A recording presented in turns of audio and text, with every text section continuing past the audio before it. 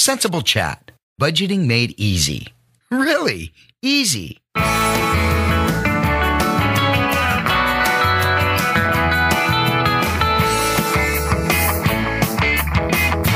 Welcome to Sensible Chat with your host, Sensible Bobby, the show that is all about budgeting, smart spending, and saving. On this episode, Sensible Bobby's going to talk about budgeting for vacations and weddings. Plus, she'll tell you about her new video series, Budget Bites. Today's Sensible University segment features financial therapist Clare Dubé, who shares tips for avoiding money conflicts and how to talk money with your honey. And if you've ever wondered, what's the secret to saving money? CB will divulge all in the new Saving Secrets segment, where she offers tips you can use today. So let's wait no further. Let's get to the woman who knows all about budgeting, the maven of money, the darling of dollars, the sensei of saving, Sensible Bobby. Thanks, Scott. I never know what you're going to come up with from one episode to the next. Neither do I. Welcome, everybody, to another episode of Sensible Chat. It's the middle of summer, and it's such a busy time for so many of us. We've got wedding season in full swing. Everybody's on vacation. And what's always amazing to me is, and I'm totally guilty of this too, how much time we spend planning the details of our wedding or vacation, but how little thought we give to the money that actually pays for it. Now, raise your hand if you've ever taken a vacation you couldn't afford. Any hands not go up? But now, raise your hand again if you've ever stressed about the money you were spending while you were on that vacation. And then, when you get home and the bills start coming in, did you have buyer's remorse? Been there, done that. Such a bummer. I want to be able to look back on my vacation and enjoy the fond memories, not regret going because now I'm further in debt, which means I have to go to a job I hate to pay it off. So with the money you have in your account right now, can you afford to take the kind of vacation you'd like? Have you thought about what kind of vacation you really would like? Maybe it's a place you dream of visiting, or maybe it's the kind of things you want to do while you're on vacation. Take some time to think about what the perfect vacation looks like for you, and then try putting a price tag on it. If you can't afford it now, is it worth going into debt for? If not, figure out how long it will take to save up for it. Are you willing to wait that long? Or can you take a mini vacation that's within your price range now and take the time necessary to save for the one you really want? And you may want to consider a travel agent when you're planning a vacation. I used to think of a travel agent as an extravagant expense only meant for the rich who could afford to let someone else do all the work. But there's actually more to it than that. A lot of times, travel agents can save you money because they work with airlines, hotels, and popular destinations on a bigger scale, which means they can get deals you would never be able to get. It's worth a shot just to see what they have to offer. Now let's talk about weddings, which are a once-in-a-lifetime experience.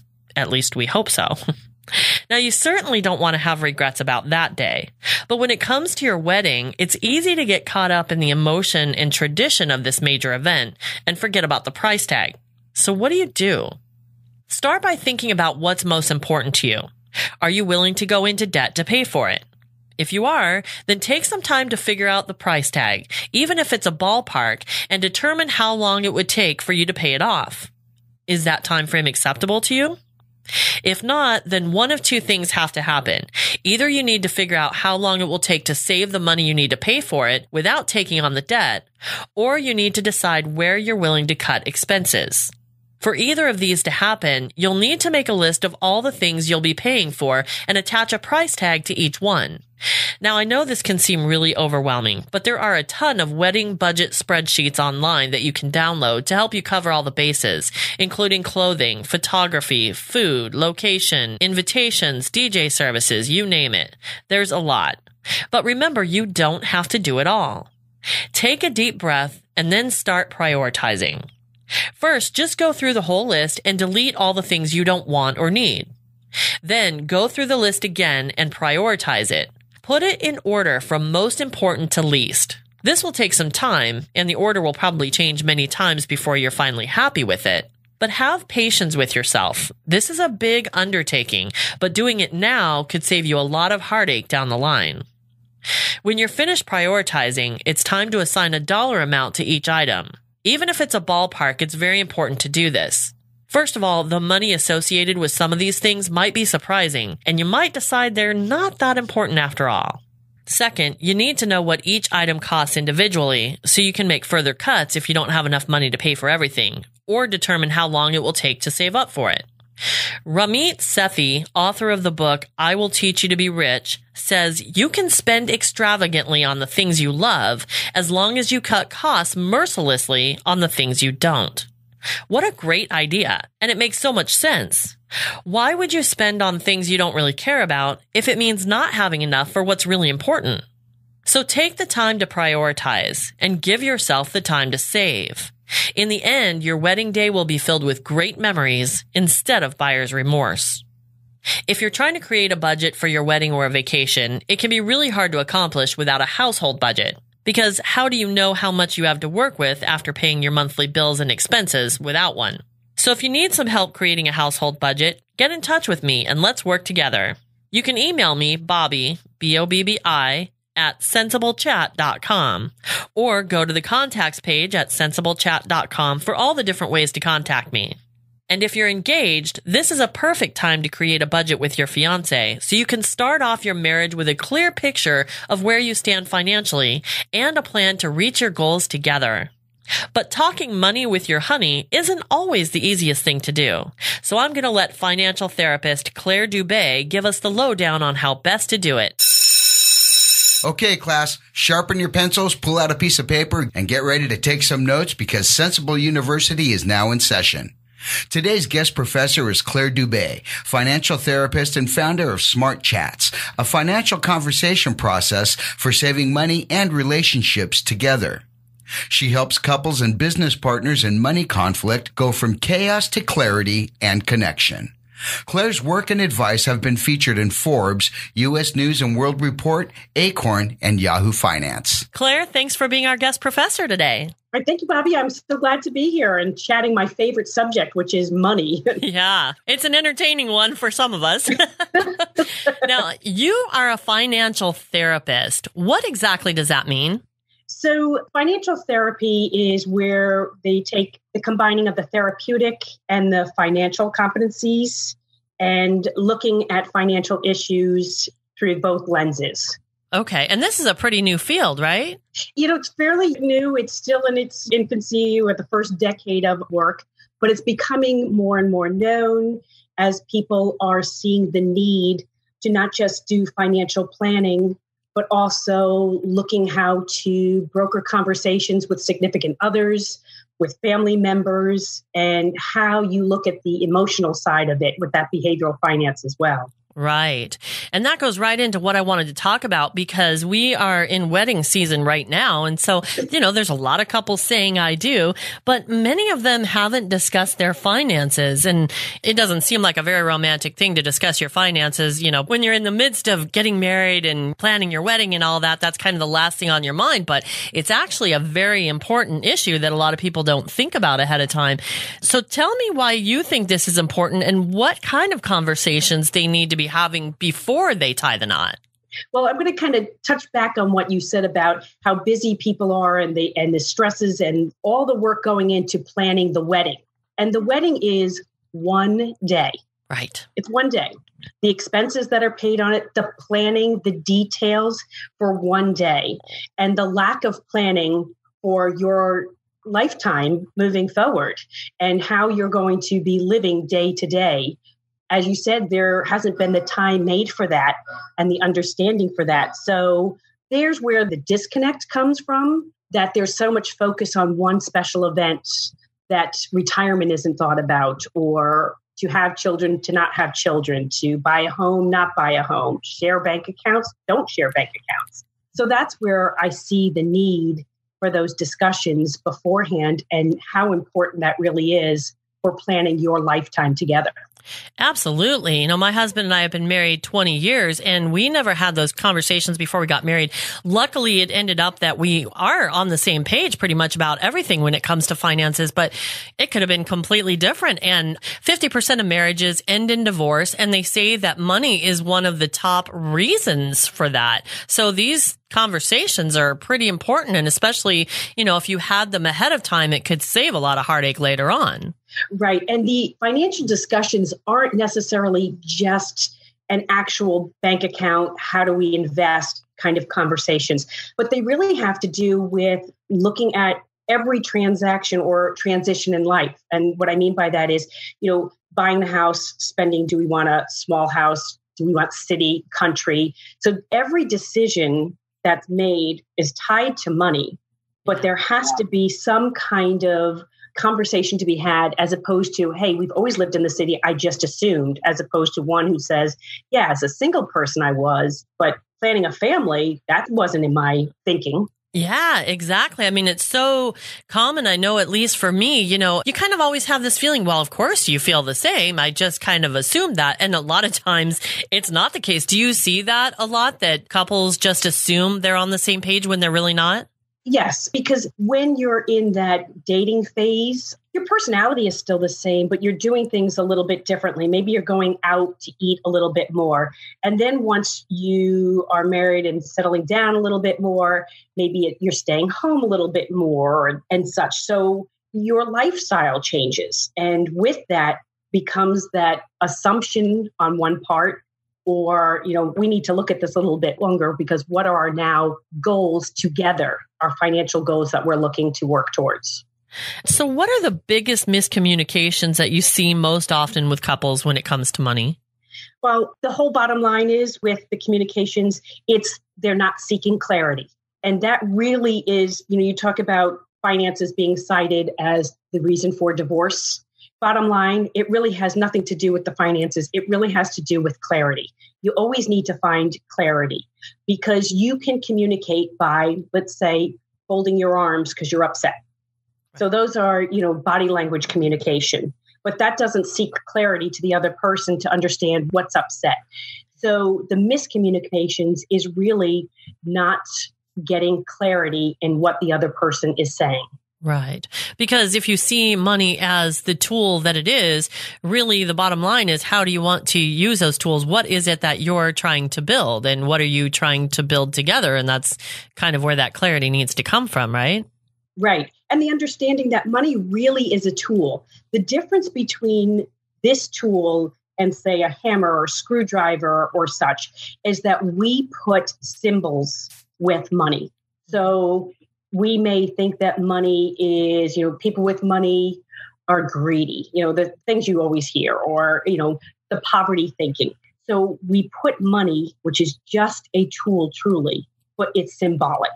Whereas other tools, the hammers and the screwdrivers, they just do the job and you move on. There's no symbolic thing that you tie it to. Isn't that amazing? Yeah, if we could just see it that way, that kind of takes a lot of the emotion out of it. And that's just it. It's when you're coming to a couple and with the wedding season, it's sharing what those symbols are for you. Let me give you an example. I'm one of 4 siblings, same parents, grew up in the same household, same background and such. And yet the 4 of us handle money differently. So it isn't as if my parents were teaching necessarily lessons. It's what we took from what we saw and what we heard. Right. And everything's filtered through our own lens. So you would think that same parents, same household, everybody thinks the same, but we don't. Not one of us has the same way that we look at finances. Right. Isn't that amazing?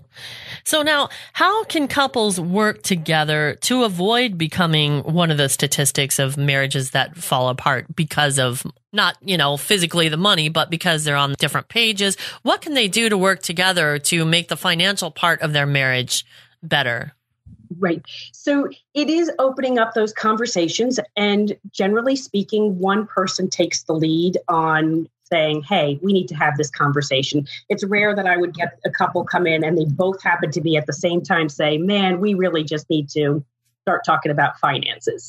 Right. And so in this case, it's taking some time to just have a couple of sentences or questions that you want to answer. Don't try and solve everything all at once, but start with some basic. If you're engaged, what is your idea of a wedding? What is your idea of the budget for the wedding?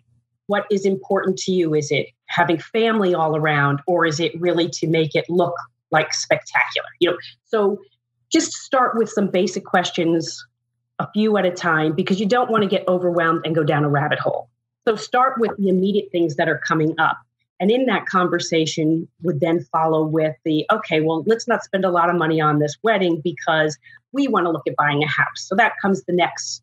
If you base it on things that are transitions and use those as the base, and then you can spiral off all questions off of that. Does that make sense? Yeah.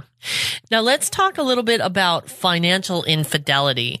What is financial infidelity and how often does that actually happen in a marriage? Financial infidelity is when you are hiding something tied to money. And it happens more often than not, but on different scales. So I'm going to use an analogy of a white lie. So maybe you're doing a surprise party for your significant other, and you don't tell them the truth of where you're going because obviously you're trying to keep it a surprise. It's a lie, but it's really nothing that it's kind of harmless. You're trying to do something good. Sure. So infidelity with financial infidelity, you can have some things where you just went out and you bought a shirt and you take the price tag off and put it in the closet as if you've had it forever. Not that you have to come home and say every purchase that you've made, I bought baked beans and lettuce and a shirt and this. But if you act as if you have to hide that and say that I didn't just get something new, there's a red flag right there. And it could also go as big as having private bank accounts or student loan debt that was not shared before getting married. Those are some significant trusts that have been broken by not sharing those. And really what financial infidelity boils down to, it's not really the money, it's the trust issue. Right. And so once that's happened in a marriage, how do you go about kind of bridging that gap so that you can go on? If the people say, okay, we've had these mistrusts now, but we want to try to work it out and stay together. How do you kind of bring that back to center? So first you have to find out, what was the reasoning that it wasn't brought up? Was it that you were always told not to talk about money and yours is yours and hers is hers or his is his? And that's your mindset. So you may not think that you really did anything that was mistrusting because that was your belief system. So it's really learning why it occurred. What was the reason for it? If it was that they were too afraid to share it, they were embarrassed, they were shameful, then we have to have these conversations where there is no blame and shame. This is where we are, and here's the reason why. I mean, I'm simplifying it, obviously. Sure. And to move forward, we can't change the past, so we have to address what we have right now. To come up with a plan to, one, fix whatever the financial issue is, and two, fix the trust. Because that's the biggest thing that you're going to be building is that trust level. So it sounds like it comes down to just, in any marriage or in any relationship, it's really about the communication. Right. And again, that clarity of it, making sure that the other person understands what you're saying and trying to relay. Because we all communicate, we all talk. Right. But that doesn't mean that we've actually gotten clarity. Exactly. And that's kind of an interesting thing because you were talking about, the little white lie if you bought somebody something and they don't, you don't want them to know about. Because I hear a lot about people questioning, is it better as a couple for us to have separate finances or together finances? And if our finances are together, then how do we do anything for each other to surprise them or, buy gifts for them and everything? What's your sense of that as far as having separate finances or together? Is that a personal choice? Is there one that's better than another? There isn't one better than the other, with some caveats. So if you both decide to have separate accounts and no joint accounts, there has to be an understanding that you are open to having discussions about that money. So it's meant to be, look, I've been an independent person. I've been doing this for, my own for so many years. This is the way I want to do it. And the other person feels the same way. But as long as it's not secretive. So you want to be able to have separate accounts, but have the ability to share the information with each other. Now, what can a couple do if their financial values are different and they can't seem to get on the same page about them? So then you kind of break it down into what are the common grounds that you can agree on. So let's say, for example, one values family as the number one, and that partner believes that they should save for their children's college, help their parents out who are struggling.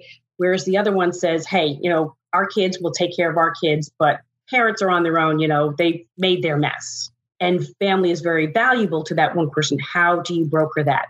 So perhaps it's something where you say, okay, we're not going to financially help them with groceries, but maybe we'll have them come over and have dinner once a week to relieve that burden a little bit. Right. And then we can spend time together and keep those relationships solid.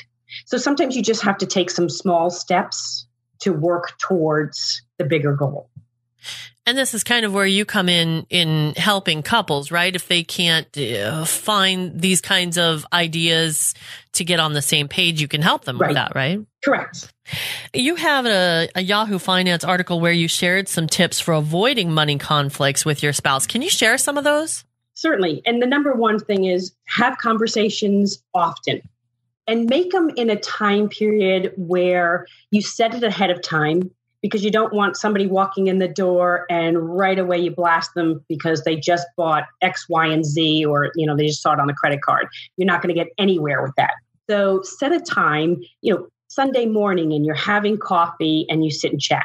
I'm not a big one for dinner dates where you're having the conversation over wine, because you want to be as clear as possible when you're speaking. Right. If you haven't gotten that whole clarity, that's my big thing. So, grab a cup of tea, cup of coffee, and sit and chat and really try and have any kind of conversations where it's not accusatory. So if there was an expense on the credit card, you may want to say something that, we have this budget that we're working on, and I know that X, Y, and Z was really going to make your business a little bit better, so I can understand why you charged it. Is there a way that we can have these conversations ahead of time so I know what's being spent, so that we don't bounce a check or something? So very calm, understand what the reason is that they're buying it, but not accusatory. There's a lot of people that are hesitant to go to any kind of therapy, sometimes because they're unsure if they really need to do something that they see as drastic. How does a person know when they need financial therapy, when this is something beyond what they are being able to work out amongst themselves? Have you ever seen those spinning cups or Ferris wheel going around and around, and you're starting to get sick to your stomach because it's spinning so much? Yeah. When you've gotten to that point where you keep doing the same thing and now it's making you ill, or in this case, giving you financial stress, that's usually the warning sign that says, okay, we need to try something different. And that's where the therapies come in. And I have to say the millennial generation is definitely one that is seeking therapies in more ways now to relieve their stresses, whether it's life coaching aspect, financially. They're definitely the generation that's much more open to going to therapy. That's good. I mean, the more that you can be open to that kind of outside help, if that's what you need, is great, because you're talking about a relationship that you want to save. Yep. And the other thing is, we talked about the marriages, and a lot of the statistics that we see and the research and questionnaires is focused on marriages. And what we're not getting the information, generally speaking, is those that are in committed relationships that don't fall into that marriage category. So it's not where they're filed for divorce, but their relationships ended because of financial strife. Now, what about something as simple as budgeting? Because a lot of times, when you have a household that prides itself on budgeting, you may have one person taking the lead in that, and the other person is either on board or they're not, or you have to work at that. But how do you really work together so that one person isn't having to shoulder the whole thing, number one, but also so that both parties are getting an equal say ahead of time in how the money is being managed? Right. So work with each other's strengths. So if somebody is really good at that long-term focus and seeing out in the future, maybe that's the person who takes on the investment accounts as opposed to maybe the day-to-day operations. So if you have your strengths that you're working on, it makes the workload a little bit easier if you're working on something that is congruent with you and not going against the current. That's number one. Two is, have these conversations. And this is where those either weekly, bi-weekly, whatever works for your schedule, but making sure at least once a month that you are sitting down and going over the finances together so that each party knows where they are. So maybe they started with $4,000 in the bank at the beginning of the month, and at the end of the month, they're at $4,500. That $500, they want to say, okay, what can we do with it? So that it's joint in that aspect. And it doesn't have to be every day that you go over the expenses, but keeping each other in the loop. And also so that the other person could step in if, God forbid, there was some kind of medical emergency. Absolutely. I mean, if one person's doing everything and the other person's kind of got their head in the clouds about it, yeah, that could be really bad if the other person is no longer able to make those decisions. Right. And again, that's also the conversation of being able to know where the access to the other accounts are. Again, you can have those separate accounts, but you have to be able to share that information that in case of an emergency, what are the passwords, how to get in, what comes out of those accounts. Now, here's another thing I was just thinking about, as well as married couples. Do you also counsel other people that are in relationships that need help with their money? Say, there's a lot of people have to at some point take over their parents' finances, and that can be a very hard conversation to have. Sometimes it isn't had, and then they end up kind of in a lurch having to figure it out after the fact. But if they're planning on having those conversations ahead of time, is that something that you tackle as well, like parents with their kids and working on those conversations?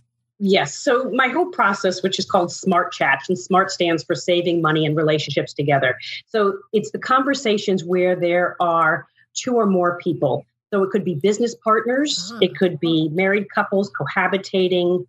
It could be college friends. I mean, that's one of the other thing is once you graduate from college and you've all been in this same economic status of struggling students, eating pizza at midnight. And then you graduate and one person gets their six-figure job right away. Another one can't find employment, and yet they still want to do the same social activities together. How do you broker those relationships? Yeah. So there are so many dynamics of the relationships with people and the financial aspect of it.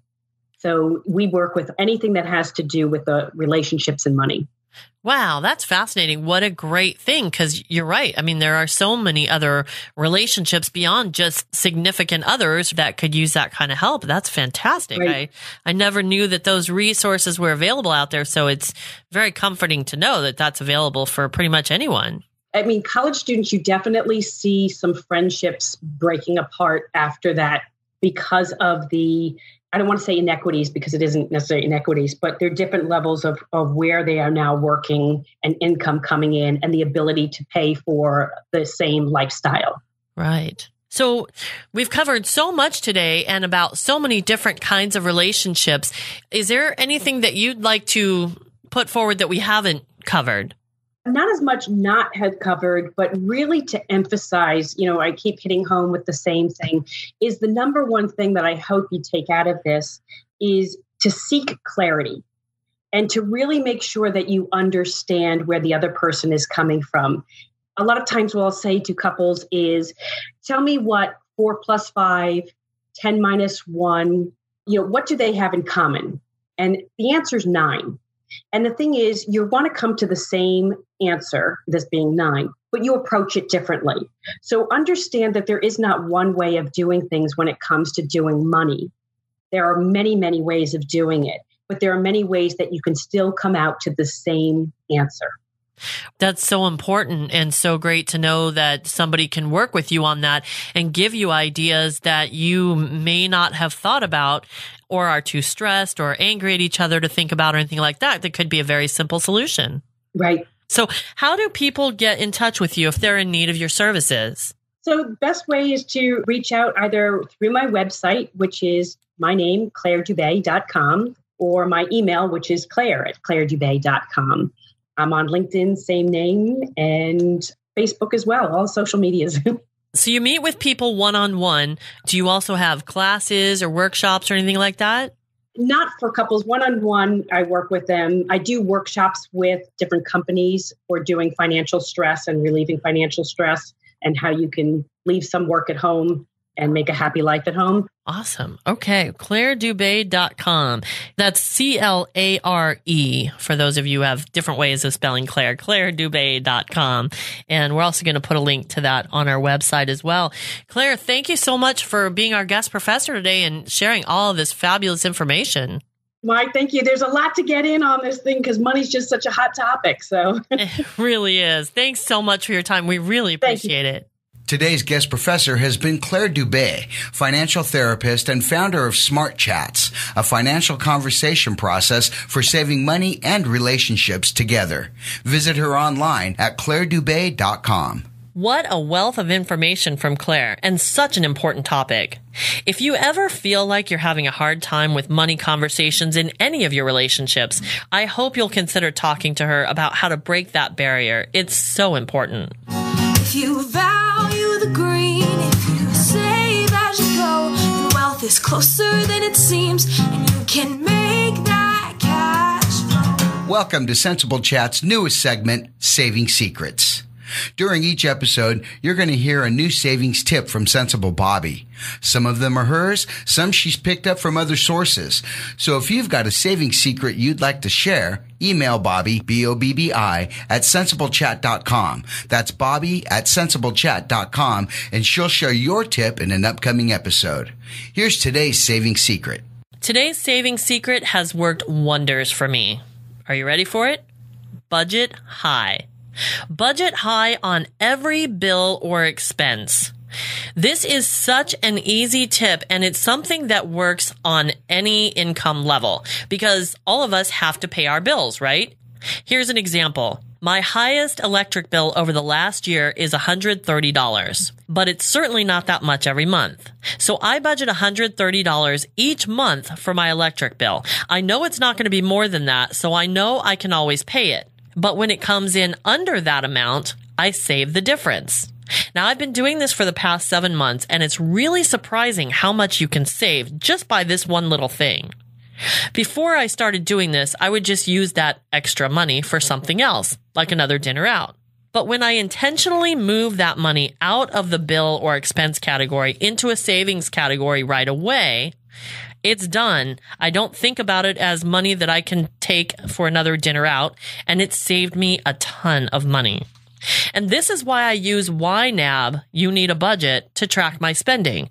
It's a constant visual that puts your good intentions into practice, and it only takes a minute. That's today's savings secret. If you've got one, email me, Bobby, B-O-B-B-I, at sensiblechat.com. Before we wrap up this episode, I just want to quickly mention our new YouTube channel where we'll be posting Budget Bites. These are short videos that offer bite-sized tips to help keep you on track with budgeting, saving, and smart spending. The first, which is already posted, is on creating your holiday gift budget because we're less than 6 months away, if you can believe it. So if you haven't started saving yet and are having a hard time figuring out how much you need to save, this video is for you. Check out the Sensible Chat YouTube channel. And if you need help creating a budget, making a plan to get out of debt, saving money for Christmas, or anything else, I can help. Check out the coaching page at sensiblechat.com for more information. Thanks for listening, and remember to leave a rating and review for this podcast. I would love to know what you think.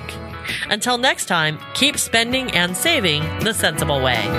That wraps up another episode of Sensible Chat with your host, Sensible Bobby. If you need help with your budget or want to share your thoughts, reach out to her through the contact page at sensiblechat.com. While you're there, subscribe to the podcast on iTunes, Spotify, or Google Play.